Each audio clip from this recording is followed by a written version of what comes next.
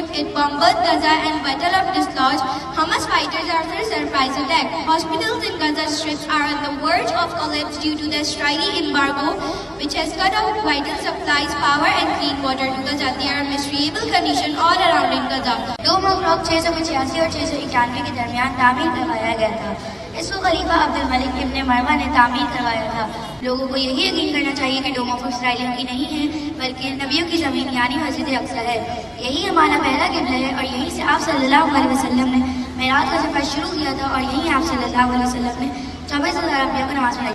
America helps Israel in its human and true attitude. United Nations and help to Palestine people. We must also pray for our Palestinian Muslim brothers. There is still time to prevent and to stop further losses of life. या अल्लाह अपने बंदों पर रहम फरमा और हमारी खताओं को माफ फरमा। या अल्लाह जो इस वक्त सबसे ज्यादा जुल्म हो रहा है वो तेरे नाम लेवा मासूम फलस्तीनी मुसलमानों पर हो रहा है। ऐ रब, जैसे तूने अपने घर को अबाबील भेजकर बचाया था, या रब्बुल आलमीन इनकी भी ऐसी गैबी मदद नसीब फरमा। या गफूर, इनको गलबा नसीब फरमा। या रहीम, जो अपने बंदों की दाएं बाएं आगे पीछे हर तरफ से हिफाजत फरमा। या रहमान, इस्लाम हक है, इसे सारी दुनिया में जिंदा फरमा। या अल्लाह, इन मासूम बच्चों को खून से लथपथ नहीं देखा जाता।